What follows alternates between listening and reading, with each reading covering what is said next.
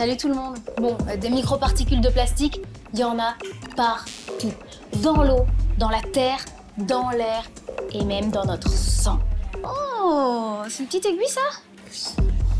Ouais, là, dans mon sang, il y a des globules rouges, du plasma, des plaquettes et peut-être du plastique. Ouais, peut-être des maladies aussi, mais ça, je suis pas au courant. Ça va, c'est bon? Oui, c'est bon. Ok. Si j'ai un bleu, je reviens vous voir. Ah oui, vous pouvez. J'ai raté ma glissade. Bon, aujourd'hui, je vous parle de tous ces plastiques nazes qu'on produit en masse et qui finissent par se décomposer en particules petites. Genre vraiment petites, beaucoup plus petites, beaucoup plus petites. Non mais laisse tomber. On les verra pas, elles sont invisibles à l'œil nu. En fait, c'est des microplastiques et encore plus petits, des nanoplastiques.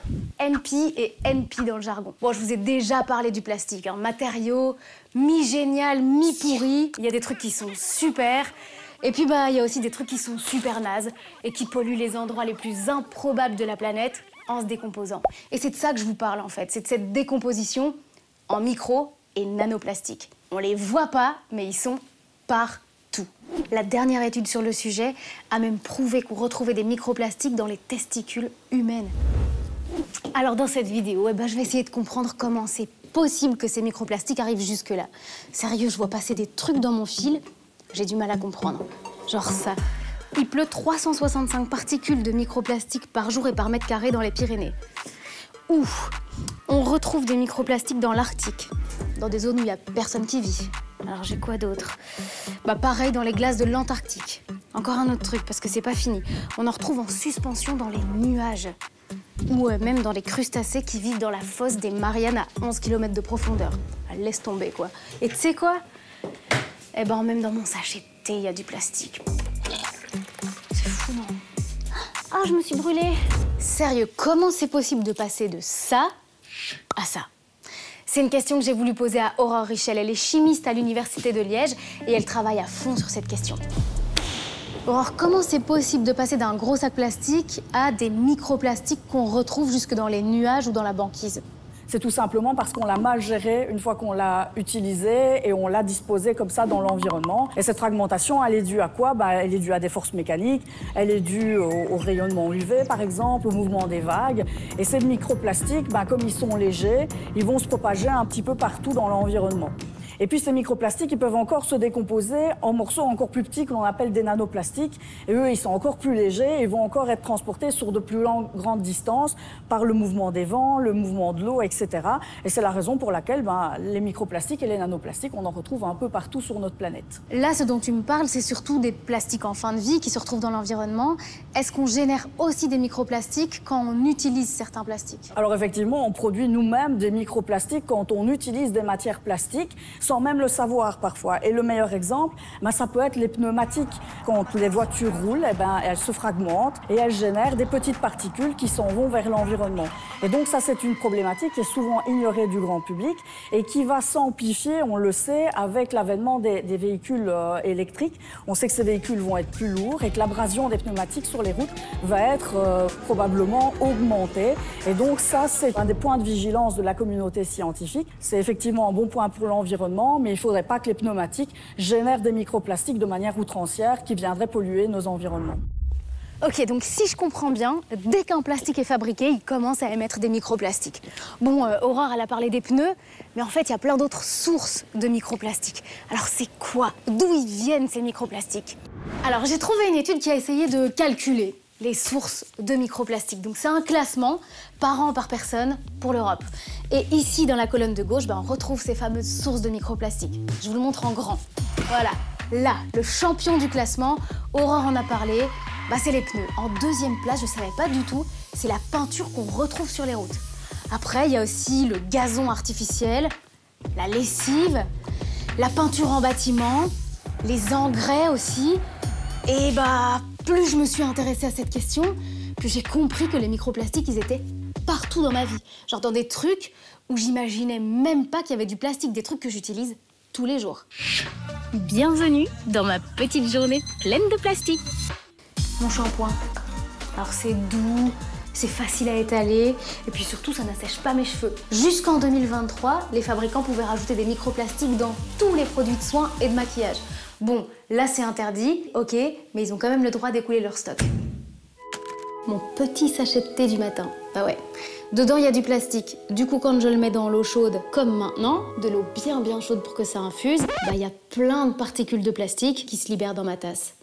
Et je vais le boire. La lessive. Classique. Mes bas nylon, mon pull polaire, mes vêtements de sport, je les lave, forcément. Mais comme c'est du synthétique, bah le tambour de ma machine, il déchiquette des tout petits bouts de fibres plastiques qui vont finir dans les mers et dans les océans. Le textile, c'est même la première source de microplastiques en Asie. Les transports. Ah oui, je sais, je vous ai déjà parlé des pneus, mais il y a aussi les plaquettes de frein. L'eau en bouteille en plastique. Ok, ça, on sait tous que c'est super naze. Ah ouais. Mais ça nous arrive à tous aussi d'oublier la gourde chez soi, non? Mon petit plat à réchauffer. Ouais, ça, en vrai, je le savais. Hein. Le plastique dans le micro-ondes, c'est pas top. Ma salade de légumes. Alors là, j'avoue que je suis tombée de ma chaise. En Europe, souvent, les boues qui viennent des stations d'épuration, bah, on les épand sur les champs pour les fertiliser. Sauf que comme les filtres des stations d'épuration sont pas suffisamment performants, bah, ils parviennent pas à filtrer les microplastiques. Du coup, ces microplastiques se retrouvent sur les champs et il y a des plantes qui parviennent à pousser avec des microplastiques dans les racines. Avec tout ça, plus tous les trucs dont j'ai pas le temps de vous parler, bah, on estime que chaque semaine, un être humain avale entre 0,1 g et 5 grammes de plastique. 5 grammes, bah c'est l'équivalent d'une carte de banque. Salut! Bonjour! Bonjour madame! Est-ce que ça vous arrive de manger du plastique? Pas consciemment. Oh non, j'ai plus de dents. Non, on ne peut pas manger du plastique. Ah ok. À ton avis, on en mange combien de grammes par semaine sans le savoir? 200 grammes. Moins. 20 grammes. Moins. 50? Mais 1 gramme. un peu plus. 3. Oh mon Dieu. 10 grammes. Moins. 5 grammes. 5 grammes, c'est l'équivalent d'une carte de banque, regarde. Des mondes de fous, hein. Évidemment! Vous voulez la manger? Non. Non, merci. T'es sûr? Il faut pas de dents pour ça. Il y a des sous dessus ou pas? Elle est bonne? Pas spécialement, non. C'est pas bon. Non, ça n'a pas de goût. Bon bah, qu'est-ce qu'on fait avec ça? Au revoir! Oh, cela dit, une carte de banque en papier bonbon, moi je t'en mange plus qu'une par semaine. Hein. Ah, la raison n'est pas très bonne. Chut! Ok, mais est-ce que 5 grammes de plastique par semaine, c'est dangereux pour notre santé? Bon, je vous en ai parlé, les dernières études sur le sujet montrent qu'on retrouve des microplastiques dans le sang, les testicules, dans les poumons aussi, dans le cœur et même dans les fœtus. Mais ça, c'est grave ou pas?